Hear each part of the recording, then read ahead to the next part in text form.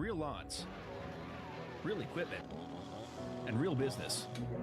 Work with your hands and do it with purpose. Turf Nerds on Turf's Up Radio, hosted by Evan Lindman and Greg Durbin. Nerds on Turf's Up Radio, hosted by Evan Lindman and Greg.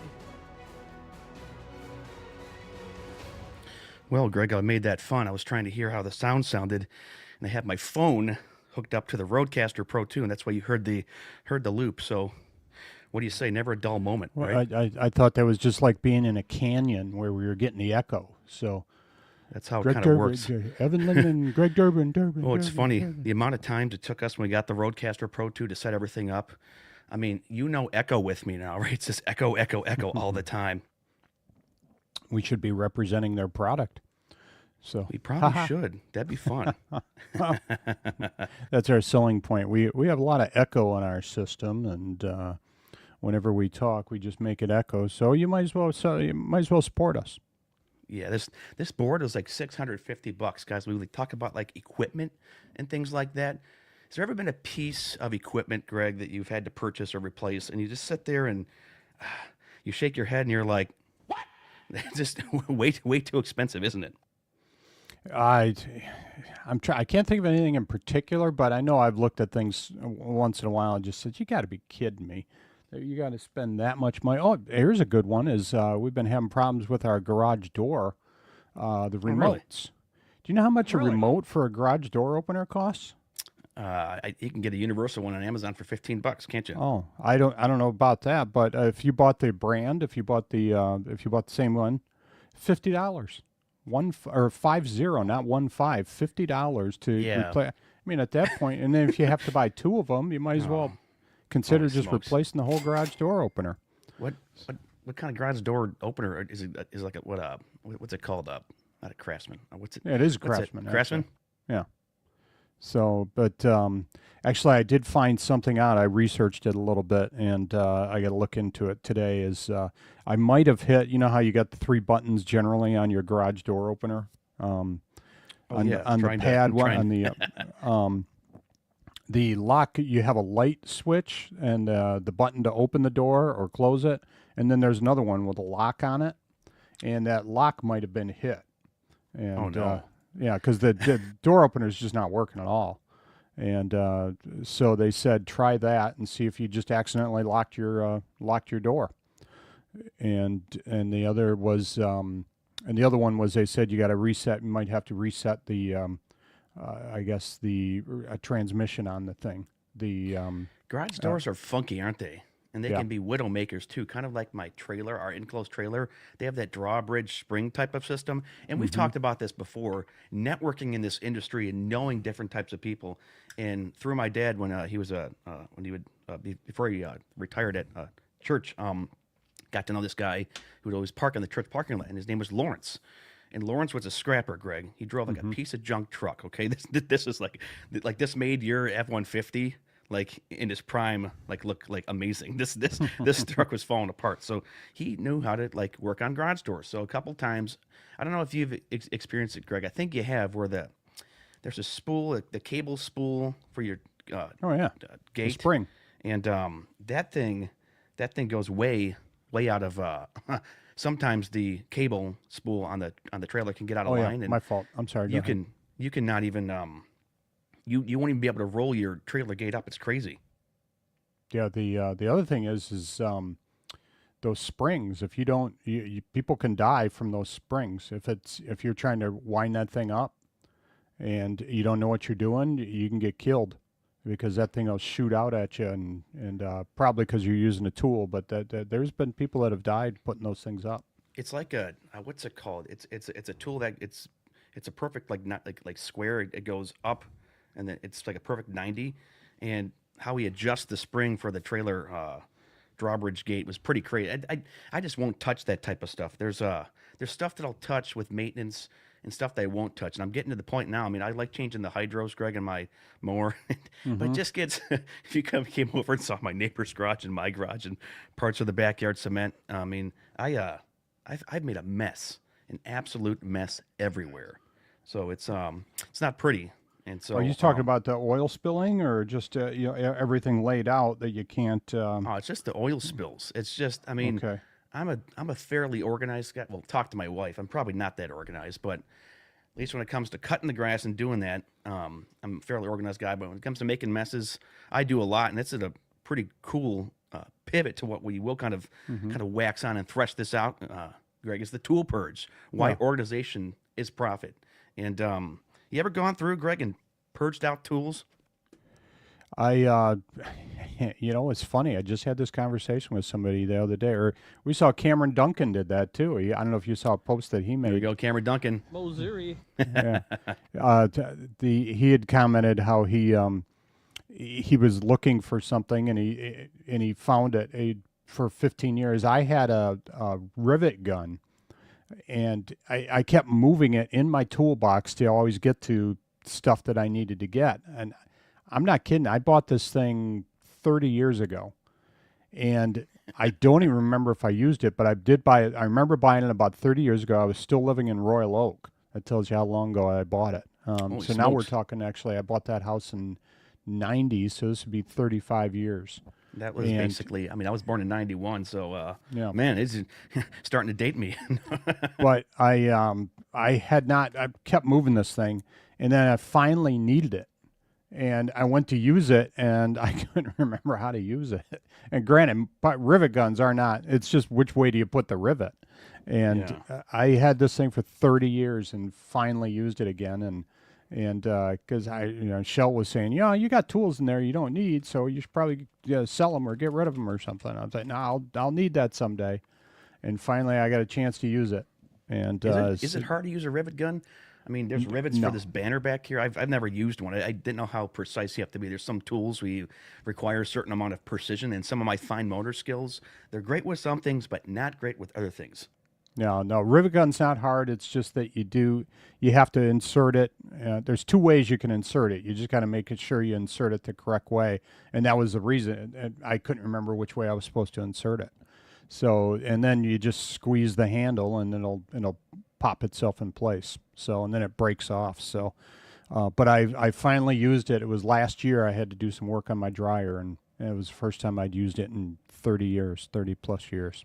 Well, that's fine. And this is the first time today we are using the call line here, guys. So if you want to chime in, the number is 856 446 8873. Also, text that number too. We will read your turf text. We're going to test this thing out to see if it even works. I'm sure someone in our gang, right, Greg, will call. It's our lawn care Western gang, right? Yep. Yeah, let us know any tools that you've had forever. Or, the old piece of wood. Well, I'm going to need that piece of wood someday. I'm not What is throwing your that forever out. tool, right? What's your forever tool? What's your, how long have you had one piece of wood that you finally used? So I had a friend of mine that whenever he kept all his old scrap pieces of wood, and whenever he moved, and he moved often, and it was always on the company, but when he moved, he would take all his scrap wood with him as well. And so he was carrying this stuff around all the time. And then finally, when he made his last move, it wasn't on the company. He didn't transfer that wood pile. Oh, no. No, so he just said, no, that wood pile is going to stay. So it was kind of funny. I do have dedicated pieces of wood, so I now, when I at least put my mower blades on, Greg, I'll use a block of wood to properly torque, the blades to spec. I will still take off the blades with an impact, and there's just one block of wood that's it's seen better days. I would just say I beat on it last year, and torquing the blades on the spec has been great because they pop off easier. Remember the woes I had last year with the Cub Cadet? Right, I could not get the blades off. My buddy Rocky, maybe he'll chime in and call. We had used this big pipe wrench to free up the blades. It was terrible. At Cub Cadet, like, they're designed with how the blades go on to the mower. They actually self-tighten. But then they were trying to argue, well, who's the moron that's tightening them up? I'm like, I wasn't tightening them up that much anyways. Yeah, that was odd. And we had that conversation up in our friend that when we were testing out that steel product, and he had said that was an issue for that for the steel as well, or I'm sorry, for the Cub, that those blades would kind of self-sharpen or self-tighten. So that was it was interesting that you were dealing with that, and then he had commented on it as well. Said it happens quite a bit. He had some other issue that he had commented on that he said you sell the mower before you have to do that repair. It was such a nightmare. Well, my buddy Nick, he had the same Cub Cadet that I do. I met him a couple years ago, and I bought the Cub Cadet than he did. His blades got so stuck on his Cub Cadet, he went over to Weingart's and he was furious with them. They were giving him zero downtime, and they were trying to charge him because the blades were stuck on there. They had to like weld off the actual like blade like post mounts to the machine and totally redo it. Mine, you never had to like do that with. But a couple questions here. What's your forever tool that we can touch on, Greg? I like that. Or what? You ever had any problems where you can't get blades or anything off of your mower, or you break things? I've broken a lot of things. So the numbers there again, 856-446-8873, and chime in on the turf text, same number. Greg, did we talk about how I bought a new starter for my for my multi-force and then busted the brass post on it? That's a comedy show. Yeah. Is that that's the one you just replaced? Yeah, so maybe I didn't mention this. I thought I did. You never told me this. So we've been going through a whole bunch of issues. We when I say we, it's me. Sometimes, Greg, would you argue that people think that we both run the same business together? I'm sorry. Say that again. Do you think? I think some listeners think that we're like business partners when we're not. No, we just kind of we're half an hour apart, pseudo business partners, and we just kind of hang out. We just hang out on air together. So, what kind of air, right? So, anyways, got a multi-force, guys. Has 2,500 hours on it. This is the first year I put the 5-foot Boss plow on my multi-force. Great investment. They shipped it up from Schleybaugh Engine to Detroit. Shout out to Schleybaugh. They are stand up. It's Sean Spencer's dealer. I actually went down and saw them too. But anyways, so we're trying to figure out why the multi-force wouldn't start. Granted, when it gets cold, engines don't tend to work. So we tried the oil. I tried the spark plugs. I tried the battery. It would only really start when you hooked the mower up to my truck, and then it would take you a couple times to prime it and turn it over. Well, it turns out it was A, weak starter, and B, the multi-force has an EFI like little pump switch, and apparently my mower because it couldn't start up, it was flooding. So what Josh Schleybaugh told me to do is just when you're turning over the multi-force, just disconnect and reconnect the EFI pump switch, and I did that, and it fires up.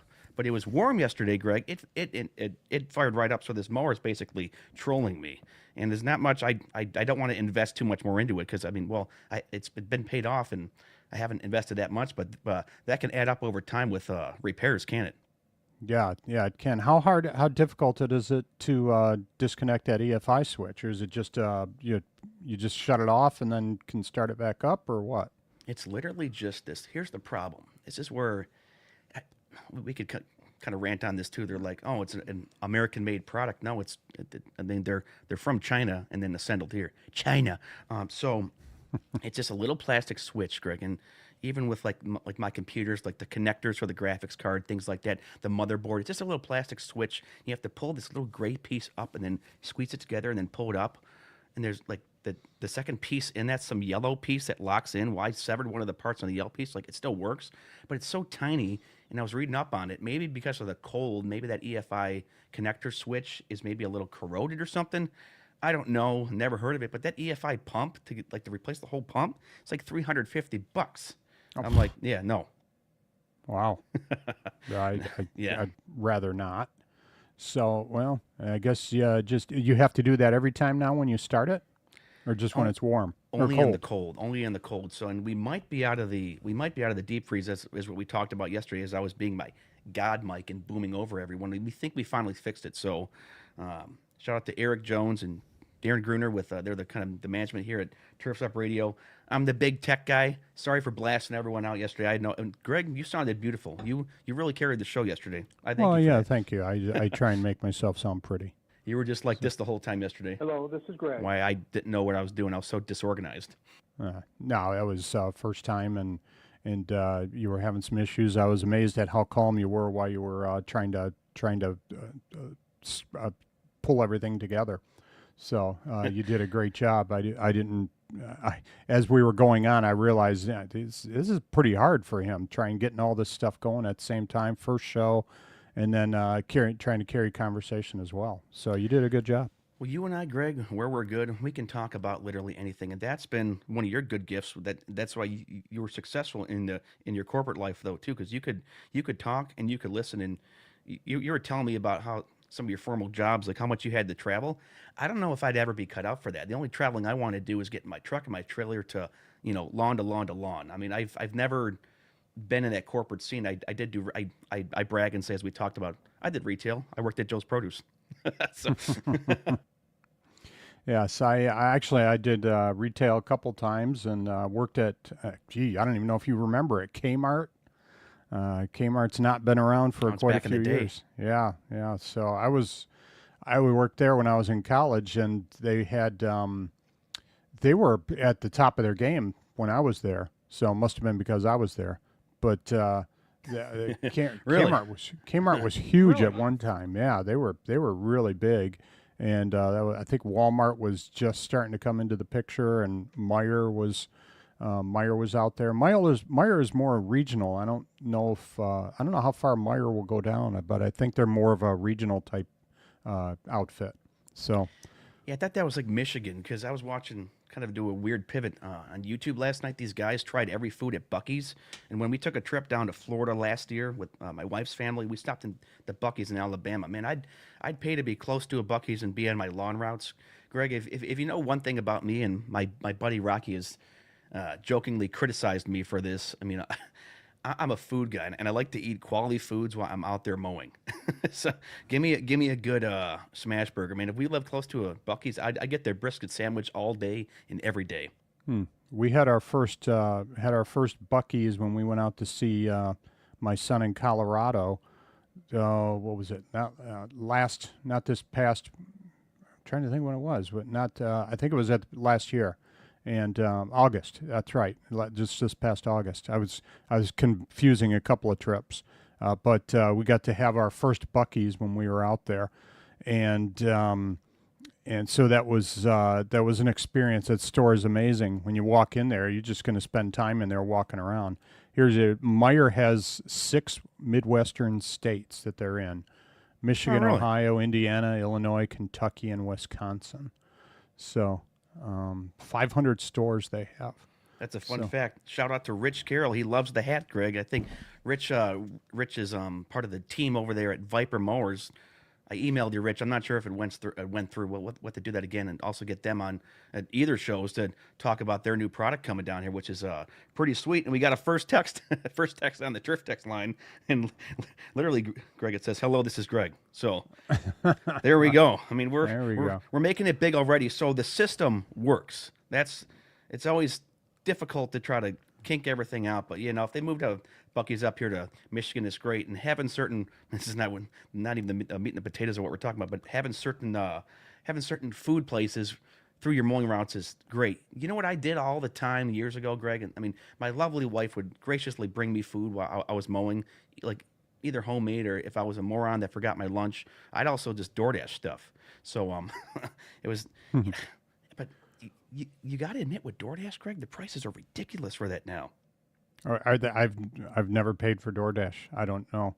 I remember a couple times we worked together and we just ordered a pizza, and gave him my credit card over the phone and said, "Just put it in this truck, put it on the Oh front yeah. seat of the truck, and you don't have to stick around. We're going to be working, so just put it there, and we'll eventually get to it."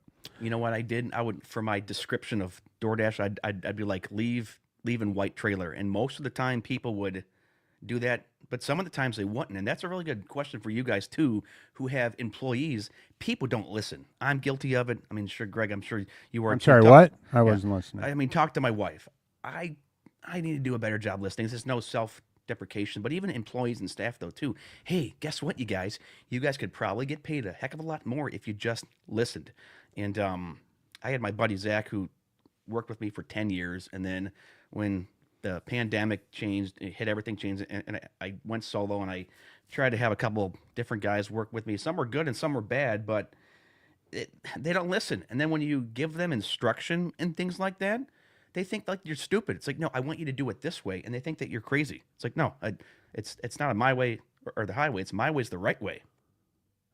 Yeah, yeah. The I was pretty fortunate, and I did have one person that was helping me one time. I told him to go ahead and go trim this yard up here, and 5 minutes later he was back, and I said, what are you doing? And he said, well, I'm done. There's no way you're done. And he said, no, I'm done. And I said, well, I'm thinking for a second. I said, which house did you do? And he said, well, that one right there. And I said, you did the wrong house. Well, here's what you tell him, Greg. You're fired. Yeah. That's what I do. Well, the best part is I said, no, you got to do this house here. You did the wrong one. So I said that job. I said that takes me 15 to 20 minutes to get that trimming done on that one because that's a big trim job. He comes back about 5 minutes later. I said, what? How could you be done? He says, oh yeah, I got it all done. And then I went and looked at it. He did the second wrong house. So he trimmed up 2 lawns for people that.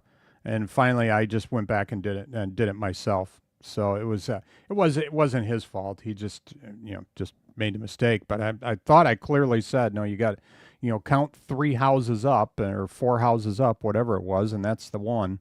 And so yeah, but I've been pretty fortunate when people have helped me. They do pretty well. But once in a while, I'm okay to options if somebody says, why don't we do this instead? And okay, hey, that'll probably work. But if I tell people when they work for me, if I tell you to do something, there's a reason, and I'll probably tell you what the reason is. I'm not telling you to do something just to do it because I'm the boss. I'm telling you for a reason. So if I have time, I'll explain it to you. But this is why we're doing it that way. If you want to question it, I'm okay with that. But and I'll even say, okay, we'll give it a shot and see where it works.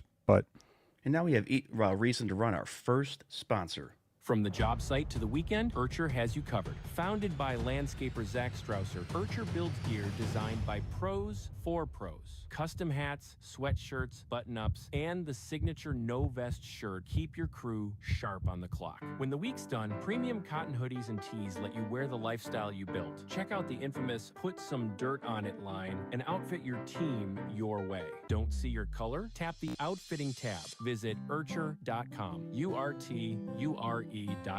Urcher, built from the dirt up. I kind of like that name, Urcher. Sound like a guy, like a wireless guy. Hey, I'm Bill Williamson. I like Urcher. That's okay. No one knows what that name is. So, Greg, it's in the off season here, and I did something yesterday. But we'll kind of do a pivot here and kind of bring this all together. So, side note, off season, my wife's due with another baby and girl in about 3 weeks. I love my 3-year-old son. I've had some downtime. I've been home, so I've got back into playing some video games. I used to do this all the time. There's in its place, there's no problem with it. So I got into this game. I have a Nintendo Switch 2. The game's called Red Dead Redemption, and it's a Midwestern game, Greg, and it was phenomenal. It was a great game. So I've been pretending like I'm from the Midwest lately. So the tool Purge, why organization is profit. So I cleaned out my tools yesterday, guys, and so the Lord has provided. I have neighbors. They're great. They're snowbirds. They're not here. They haven't been here over a year, and so Harvey said, the neighbor, why don't you just store your trailer and stuff in my garage? Really nice people. And well, this winter hit let's just say this winter hit like really quickly, Greg. And my tools were scattered all over the garage, and it made me realize something. Most lawn companies aren't inefficient because they're bad operators. They're inefficient because they're disorganized. And I think there's some truth into that statement, isn't there? Oh yeah, you'll see where it's tough to have everything out of place, and once you get into having everything in place, it makes it so much easier. I have to admit though, my garage is not the most cleanly. Oh, it's the pot calling the kettle black, right? I think we're both in the same position. Yeah, my problem is I'll organize it and then I'll just start putting stuff down again, and then I get to go search out my family actually a few years ago, because for the most part I know where things are because I put it there, and but for what was it, Father's Day? I think they decided, okay, we're gonna all get together and clean the garage up and reorganize. Oh, what a Which nice was, gift. yeah, which is a nightmare though, because they were putting stuff away that I had no idea where they put it. So I think I think Drake even said at one point, this is not good. Just because they were, okay, well, this will be a good spot for this, or they, but that was in their head. They weren't telling me that this is a good spot. So I'm going back to the old spot where that thing was, and I can't find it now. So It's like, oh, where's the tool, Greg? Hold on. It didn't work. Huh. I lost one of my socket wrenches. I can't find it. And I'll stand there for about 10 minutes trying to find it. So I should probably cut that sound because we're broadcasting on the Turf Nerds YouTube channel. Facebook is fine, but they'll sometimes randomly thump you for some weird copyright, and it drives me nuts. Now that is kind of, how far can you get into it? You're not allowed to get in even like a first couple of notes or what? Well, the radio's different. So Turf's Up is different because they play music. Because they're part of like paid for it. Yeah. They're paid for it, they can do it. But YouTube's funny. I've gotten around it a bit, not like because I was trying to, but they'll thump you. I think it's like 5 seconds. I mean, we were playing, remember Burn, Baby, Burn, from that, when it was hot. They thumped me every section of that live stream when we did that. So you got to be real careful on here. But radio's different. And so I was finally able to yesterday, Greg, clean out. I had sockets and stuff, everything. And when was the last time you cleaned up your shop? How many duplicate tools do you own? Which that's what I want to talk about. And how many minutes a day do you waste looking for stuff? That's a question that we want to pose and ask you guys. Call in. We'd love to hear from you guys. 856-446-8873. We've had some people chime in there on the text line though too. This number was saying, are we going to see the Viper mowers on the Turf Nerds YouTube channel? Yeah, we'll get something going like that. But under the tool discussion, those are some questions that we've been throwing out there. And so I bring this all together and say this, Greg, is because I've had 2 different socket tool sets, and they're all literally disorganized. And so what I did a couple weeks ago, went to Harbor Freight, and I got a new socket set. I think it's called Quinn. Is it Quinn or Quill? Socket, oh man. So yeah, socket set here. So I got a Quinn socket set from Harbor Freight, and what I did is I had some really old socket sets. I purged them. I got rid of them because one set I completely got rid of because they didn't even match, but one I saved. Maybe I'll give that to my son. But I'm sick of having duplicate tools of everything. Yeah. Well, and do you have duplicate tools because you couldn't find the ones because you misplaced them, so you had to go out and buy a whole new set, or you had to buy it's a kind of a duplicate waste of money. tool? You know what the hard one for me is hacksaw. I've got probably 5 hacksaws because I could never find the ones, and I mean that's pretty bad when you can't find your hacksaw. I don't think I have a hacksaw. Yeah, I don't know if I have 5. I think I have 3. So I might have 5, but I'm pretty sure I have 3 because I could never find the ones that I had. I have no idea why. And a hacksaw is a decent sized saw, but I can never find the darn Greg, thing. Guess what? How long does it take you to find your tools? How long? Depends on the tool, I guess, right? It doesn't take you 45 minutes, does it? No. Why don't you explain to the listeners about how your life surrounds around 45 minutes? How my life surrounds life, around yes, life. Oh, 45 minutes, yeah. Is my years ago when I'd be interviewing for job opportunities, I'd have people. I live in Milford, Michigan, and when I'd be interviewing, they'd have a number of openings because they were expanding territories and stuff, and so they would say, "Well, how far are you from Ann Arbor?" I'd say, "It's 45 minutes." And well, how about Lansing? 45 minutes. Flint, about 45 minutes. And how about Sterling Heights? 45. How about Detroit? 45 minutes. So it's just like I'm perfectly centered, and so I'm only 45 minutes from all these places. So I saw Cameron said this could take a while. Yeah, it's good when you get on your hilarious side stories, but I don't live. That's you're in a more central location than I am. Lansing 45 minutes, Detroit 45 minutes. I mean, you can get anywhere. Wouldn't it be nice if you get to the expo in 45 minutes? That would be a dream. Who is it? Who's the closest to it? Is that Raleigh or is that? The closest to it would be our brother Joe Dunbar here. If you guys don't know Joe, he's great. He likes to run with Hustler and Cub Cadet mowers. I'll only pull up the famous Joe drop.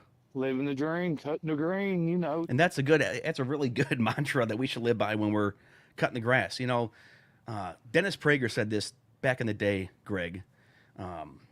Basically, if nothing is horrific, life is terrific. And isn't that so true?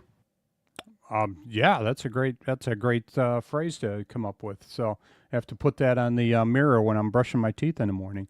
So, yeah, that is true. To make yourself try and make things as easy as you possibly can. That's the way to go with it. So, but when you're searching for tools, you don't want to spend 45 minutes looking for tools. I'm not 45 minutes away from my tools at least. Well, to kind of tie this all in, Greg, so to rehash what I did yesterday, I mean, got rid of duplicates. I threw out junk. I went through old sockets and wrenches, got rid of them. But let's tie this here into profit, guys, because time is money. If you waste 10 minutes per day looking for tools, which Evan Lindman has, that's 5 days a week, 30 weeks of mowing, that's 25 hours per season. I mean, you sit there, that's a half a week of production looking at tools. And let's throw this out to you guys. Would you throw away a half a week of revenue? And I would not. The number's out there. Call, ask. I mean, I have wasted a lot of time trying to find stuff because I'm too scatterbrained. 856-446-8873. And this year, Greg, that's where I put my foot down. I'm not going to waste time looking for tools. Yeah. Well, you know where the area where I waste time looking for tools is when I'm painting. You know, I'll use my scraper, for example, and then I'll just kind of put it down, and then I start looking around for where I put it down, or my dry brush. I keep a dry brush. If you guys paint, if you want to keep an old paintbrush, don't throw it out, but you can use that to wipe stuff down. And I'll put that down somewhere, and then I spend 5 minutes looking for it, 10 minutes looking for where I put the darn thing down at. So, but yeah, you don't want to spend time looking. Fortunately, in my truck, I have a minimum amount of tools, and I have a toolbox in there, and then I have a socket set. And and I've got that shelf in the nose of my truck, and that's It's a nice shelf. Yeah, that's a nice shelf. It's a fine shelf. And so I'll keep stuff right there. And then fortunately, I'm not looking around, but it's in the garage when I start looking around for doing additional stuff. That's when I have to go, wait a minute, where did I put that thing? So Listener Cameron Duncan with the Lawn Care Life and Mosiri. says, I bet Evan knows where that blade grinder is sitting. I do. My Mag 8200, I always know where that is sitting, Greg. And says, legend has it that he sharpens his blades every 13.2 hours. You know what? Wrong. Not every 13.2 hours, every 8 to 12 mowing hours. We got to get our buddy Garrett back on, too, to talk about the theology and education behind lawnmower blade sharpening. But yeah, certain tools I always know where they are, especially my blade grinder. And it's funny, Greg, I was so disorganized because I'd be rushing to get out the door this past year. I have put coffee mugs on the side of my dump insert and driven away, and the coffee is spilled right into my dump insert, or I've busted mugs on the road before. Oh, and then talk about disorganization too with tools. I've gone through at least 7 different 3M headsets, mowing headsets. Back in the day when we had like an open trailer, I'd either put them on the handle of the mower, or I'd leave them on the trailer or put them on the truck and then drive away. And my buddy Zach, when he used to work with me, would just make fun of me to the death over that. I've given more money to 3M work tunes. I mean, I don't think you've lost headsets, but I am notorious for losing headsets. This past couple of years has been fine. I've not lost a headset. I've lost blower. I busted an edger before. I had the gate down on my truck, and I took a phone call, and put the blower in, was talking to somebody, and then got in the truck and drove off, and forgot to put the gate down, or put the gate back up on my truck, so lost a blower, and that was disappointing to say the least. So I had to call. Fortunately, I called the guys I get my stuff from, and they were like 10 minutes from closing, and I said, have a blower ready for me, and so I went there and had to pick up a new blower. But that was disappointing. The other thing I have learned though is if I'm if I have to take off my headset, I don't put it on the bumper. I just reach over and put it inside. Don't put your headsets on the bed. bumpers. Yeah, never put your headsets. Never put anything on the bumper, and then you'll be able to keep your items. So that's one important thing, is make sure that you're putting those things where they're going to stop from being blown out. So, because we've talked about, Greg, the duplicate purchases, bought another 916 because you couldn't find it, bought another extension cord, another grease gun. Yes, I've done that. Disorganization costs real dollars. And then professionalism. Customers notice, guys, clean trailer, clean truck, and even a clean shop. It builds trust. And I mean, if you ever hire, to talk about the guys who do hire, like the scaling impact, your employee won't care as much as you. That's hands down always, Greg. You care about your business more than I do, but I still care. If your systems are messy, chaos multiplies. It's huge. We've all been there. And you can apply this with any other job you work. Trust me. I mean, I could work a different job and be as disorganized there. Organization, it speeds onboarding, reduces mistakes, and makes you look like a company, not a guy. And they still, Greg, I think this industry, they still load us as we're going down the road, cutting the grass. They just still think we're the lawn guy and not an actual company. Yeah, and you want to represent yourselves well.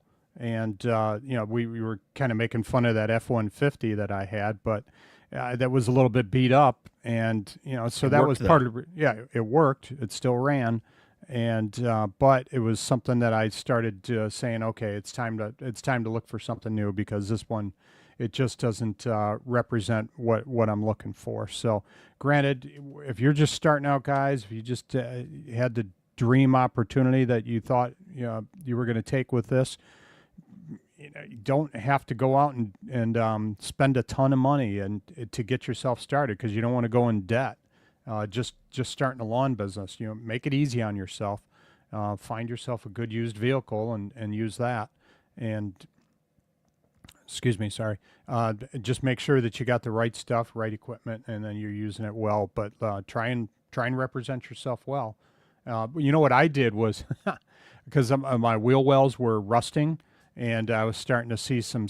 So I bought matching paint, and I just sprayed the rust on the wheel well.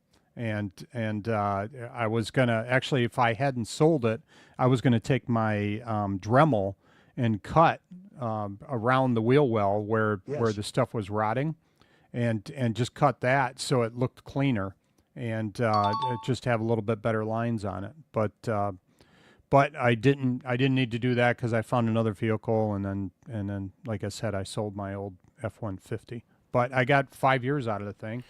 You were smart, and we'll throw this out here. We got people texting, but no one calling. 856-446-8873. Hope the number works. Let's give some practical tips here, though, too, Greg. Actionable stuff. Sometimes the lawn guys and any type of person in any business who owns one can be all talk and no action, and that can get yourself in trouble. Get a shadow board for tools, labeled bins, a trailer reset every Friday, one main tool kit for field repairs. I have a toolbox I just bought on Amazon for $150. It's a rolling toolbox. Shout out to my buddy Derek Sutherland with Metro Lawn Care. He told me to get this. And then what I'm doing now, the season purge. You can do a season purge in the spring.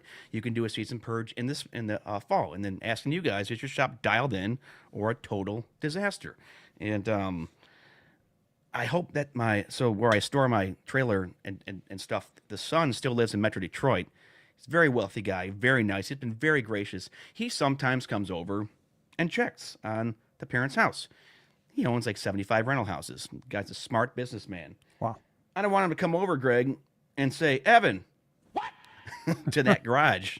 Yeah. So it's you can now walk through it. But the only problem was trying to stay organized, though, too, Greg. When you take off the multi-force deck, I actually had to roll it on a Daytona Creeper, because that mower deck is way too heavy. So stuff is kind of sprawled out there like a little bit. But I mean, he gets it. I should really go above and beyond, because let's be honest, guys, we do have a lot of downtime here in the season. I mean, we're hoping that we kiss the snow a lovely goodbye. But I should probably totally transform that garage and just purge their tools there too, because they've been very gracious. It's like I'm the only house on the street, Greg, that has a garage attached to the house. Are you really? I didn't realize that. Yeah, and it's the shortest driveway too. I'm just sitting there really Really? bummed.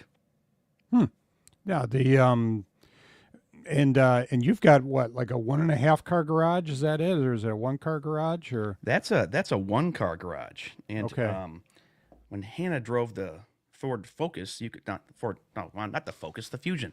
You could mm-hmm. fit it in there. And then I tried to be smart and put the truck in there. No. And then years ago, this is right when we moved in, Greg. I was back in the trailer in my driveway. That's before we could have stored it there. And I bashed the overhead light on my garage with my trailer, and that's when I put up my new Ring flood cam light. But I hit part of the house with the trailer, and that ain't pretty, is it? No, that's I'm trying to think if I've hit. I did find a spot where I scraped my trailer on when I back in my trailer. Sometimes I've got a big branch that I kind of scoop my trailer under, and I've noticed one time that there's a little gouge in that branch. Talk about a So free tree trimming service, Greg. I mean, we could come through. Let E&D Lawn Care's trailer just take that limb down for you. Charge you $100. yeah, I need to take out that limb just because, and I really need to take out that tree because it's kind of, when we bought the house, previous owners decided that they had to put a tree right there for some unknown reason, and it's gotten huge. It's a big red maple, and it's gotten quite large, and it's starting to grow toward the house. Actually, I think one of the branches this summer will probably wind up hitting the house. So I need to take that one needs to come off, and because that one would come off, then I'd have to take off the other two just to kind of round it out correctly. So what I really need to do is just cut the tree down. Yeah, speaking about trees and organization with even like my house and the image that I look on the street because I'm the lawn guy. So my mic came at me. Got this tree. It's a city tree, Greg. It doesn't fall until like third week of January. It's bothers me. I had everything cleaned up, looking nice for the winter. Winter came so fast. The tree's dropping leaves everywhere, and I can't really get out there yet and do it. I mean, the snow is almost all melted, but would prefer it to be a tad drier so I can mulch them up and then suck them up. I really do need that dump insert, but it bothers me. So I might have to. I'm gonna try to lobby and call the city and tell them, hey, I mean, this is just creating more of a mess on the street. I mean, I'm trying to run a business here, and I look like I'm really sloppy here right now because the tree Yeah. is dropping leaves so late. Yeah, well, you should have oak trees. The oak trees in my yard, I've got probably 8 or 10 oak trees, and oak trees do not lose their leaves till February. So the it just takes a lot when your leaves are falling so late. When I used to live in Royal Oak, the city would come around and pick up leaves, Yeah. and they'd pick up leaves, and they would be done with their leaf pickup, and my tree hadn't even started losing them yet. And so I'd have to figure out ways to get rid of all these leaves. And my company I used to work for, I'd get boxes and boxes of stuff when they'd ship me samples. And so I just use those boxes and chop everything up and fill the boxes up. And that was my garbage bin. Wasn't there a country club that you used to work for as well? Oh yeah, when I was in college, I used to work Country Club of Lansing when I was in college. That was a good job though, wasn't it? It was a good job. I worked a ton of hours there. We started roughly 6 a.m. and I'd go till roughly 6 p.m. I worked a ton of hours there. So I worked 60 to 70 hours a week because I could get overtime, and that paid for college. And but I learned a lot. Learned how to cut there, and only put one mower in the woods, so that was pretty good. We got a call. It's actually cousin Kenny. He was brave enough to call the show. Kenny, how you doing? Good morning, it's cousin. Hey. We gotta drop it here, guys. Hey guys, it's cousin Kenny. So Kenny is behind the scenes here with Turf Nerds. He comes down to the Equip Expo with us and helps us get the podcast and the videos done. He's been in the commercial photography industry for 50 years. He's a family member and a supporter of the show. And Kenny, what's going on there in Murfreesboro, Tennessee? Well, I set the thing to wake up to listen to, and it looks like we're going to get some pay. And it's been kind of warm and uneventful. No more snow left.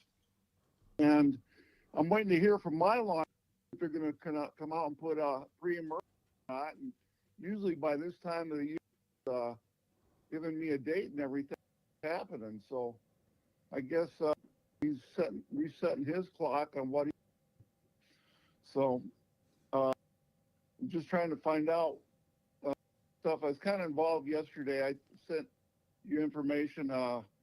My friend nephew's stables that burned down in Carolina and killed 36 horses.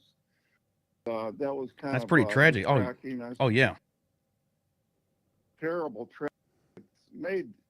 I know it's made some regional news. It'll probably make national news. They lost a lot of brood mares and colts, and some of those horses just aren't insured. It's a hard industry to work with. Tennessee walking horses. So I ask everybody to have their prayers out for people from the stables in Carolina. Tony is a really good friend of mine.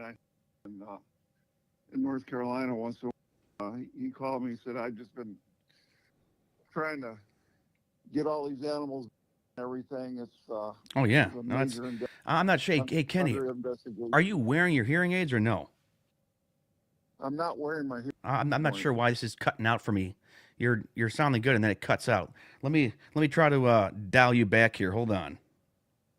I'm not sure if that's a roadcaster doing that, Greg, but that's a pretty tragic story with his friend. I mean, you hear it out there. I mean, that fire, Greg, isn't that crazy? Yeah, it was a real sad story. Do they know how it started yet or no? Oh, I hung up on him. I dumped him because it wasn't coming through. I basically just went this. Let's hear another word from the show sponsors here first. We'll be right back here, guys. All right. If you haven't heard of Toa Tools yet, it's time to plug in. They're the pros when it comes to charging infrastructure and power management. Their PDM power distribution system automatically cycles charges for any brand of commercial batteries. No more one brand headaches. Stack as many outlets as you need, save space with their sleek design, and stay mobile with BPS battery power stations. Perfect for zero-emission landscaping crews, HOAs, even camping trips or a day of fishing. More charging, less hauling, more time making money. Toa Tools, designed for pros, by pros. Check them out at toatools.com or drop a line to info@toatools.com. Toa Tools, it's time to plug in. It's a catchy name, isn't it? Here, let's try calling him back on the show line here. See if this works. If it keeps cutting out here again. Yeah, and if Now, anybody this- wants to Your call call has been forwarded to voicemail. 856-446-8873. The reach is not available. At the tone, record your message. Yeah, that might be something with my phone or something like that. So we'll just turn this off and try it later on there, Greg. I think sometimes troubleshooting stuff is always fun, and I like that name, Toa Tools, Greg. I really do. I think it's catchy. Part of the aim in the game in this industry is having catchy names so people remember you. I mean, E&D Lawn Care and Durban Lawn Care. It's kind of plain Jane, but people remember us more than they remember the name. Yeah, try not to make it very complicated. And I've seen some pretty interesting names that it's almost like emails when you see some people, the emails that they have this long email, and it they tell it to you, and I go, I'm sorry, you expect me to email that? I have to type that in all the time. So, yeah, they get a nice, short, concise name there, so that's important for you. I like the guys. Rich Carroll, he was in the Viper Mowers. I like the name Viper. So that's just. And speaking of tools, Greg, as we got about 12 minutes before the lovely green industry couple comes on, Eric and Jennifer Jones, the turf teacher and the turfette. I like that. When it's turfette, Greg, I keep thinking of Toadette from Nintendo. There's Toad and Toadette. And so, did you know this about Milwaukee Tool? I didn't know this. I recently as in yesterday, making it sound like it's like came here. I bought a 12 piece screwdriver set on Amazon, and it was Milwaukee. And I was talking to Tony Rudolph about that. Apparently, he told me this, which Tony knows a lot about Milwaukee Tools. Milwaukee Tool does not directly sell its products to or through Amazon. Having stopped authorized sales around late 2012, while products appear on Amazon, they are sold by unauthorized third-party sellers, often resulting in no manufacturer warranty, risk of counterfeit items, or lower quality packaging. Milwaukee relies on authorized distributors to maintain brand, service, and pricing integrity. So, I might have just bought or purchased a faux or a fake set of tools. Not sure. Okay. Well, can you return it? You can return anything there on Amazon, but Yeah. Well, I'll just go ahead and return it and get the original. The difference between Amazon and eBay was like $20. But if they're decently made, I might just keep it. Wouldn't eBay be the same situation though? Because did they not sell on eBay as well? They do distribute to eBay here, so I'm just trying to set up the Roadcaster. Okay, so it's connected here again. Let's try calling Cousin Kenny one more time, and if not, we'll do an abrupt hang up on him if it doesn't sound good. And if anybody wants to call in, 856-446-8873, call or text. Kenny, you there? You know what? Hold on. I don't hear anything. This is just fun. This makes the show fun here. But yeah, no, I like Milwaukee Tools for smaller type of applications. I'm not like too keen on using like the Milwaukee string trimmer and things like that too yet. And on top of that, Greg, they're really expensive, aren't they? Yeah. What tools did you get? I had purchased that 12-piece tool set, and then last week on eBay, I got their drill, and I do also have I do have their M18, which is awesome. That impact wrench is awesome. It's incredible. That's one of the best pieces of tools that I have for my business. So, what's your impact wrench? Mine is I got mine from the Harbor Freight, and I think it's a Bauer. It's a good brand. It's like Garrett Bauer with Magnamatic. Yeah, it's a nice one. It works, and the only downside is it's the 1/2 inch because they didn't have the 3/8 when I bought it, and 3/8 is a little bit more flexible, so I think it might work a little easier. But I had to buy an adapter to be able to do the take the nut off the bolt off my mower when I'm changing the blades.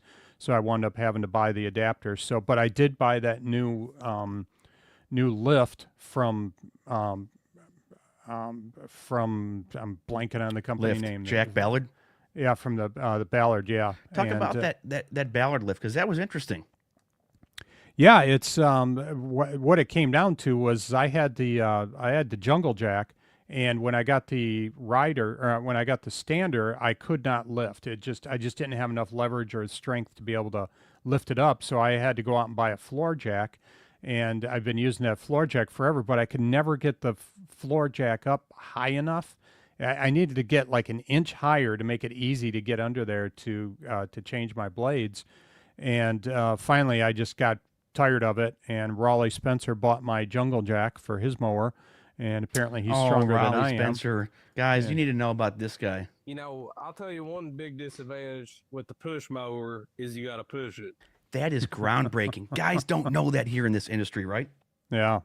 So, but anyway, so I wound up buying that Jungle Jack, and I finally put it together over the winter here, and I haven't had a chance to use it yet, but it can lift the front of your mower, lift the back of your mower, it can lift up to 750 pounds.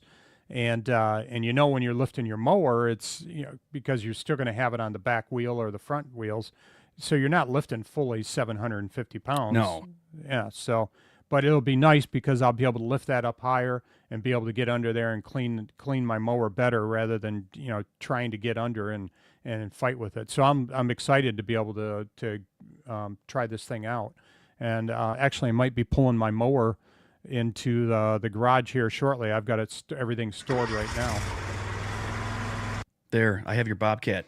Yeah, I just fired it up here in the basement. Yeah, so I'm looking forward to giving that thing a try, and I've got to use my trailer here. I think in a week or so.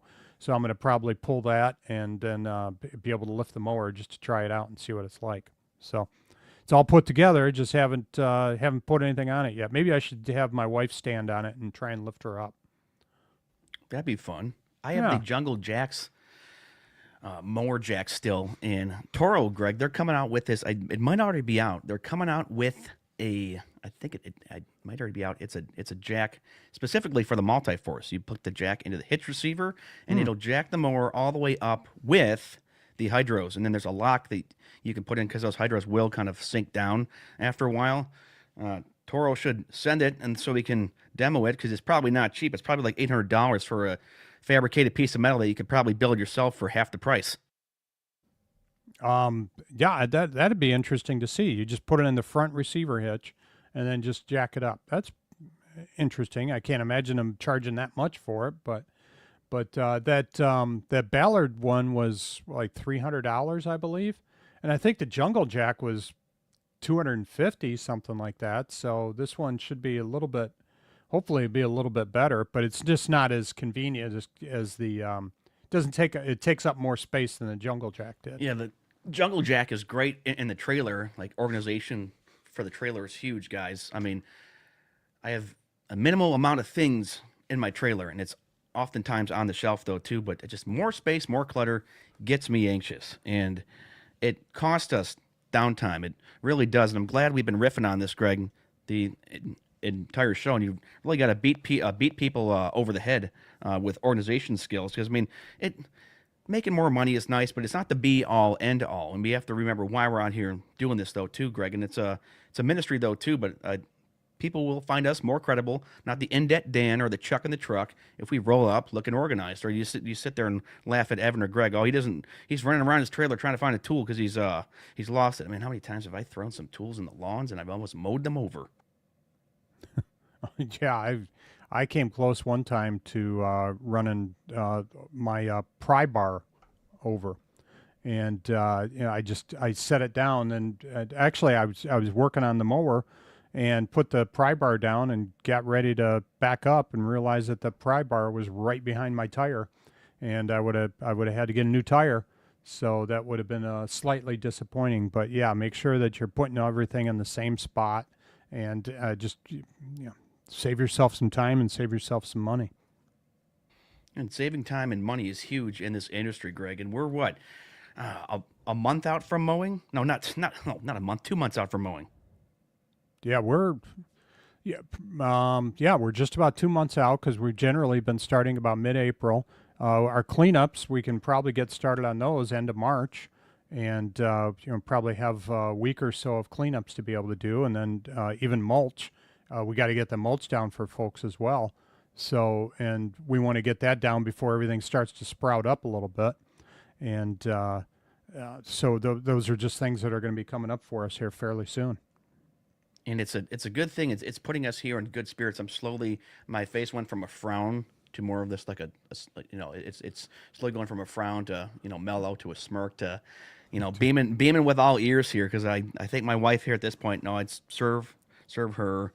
She's pregnant, but she's like, you need to get out there and do something. I've been door dashing here a bit, driving for DoorDash either in my truck or the family van, which, hey, that Chrysler Town and Country, Greg, it's got 10,000 miles on it, and it's still going.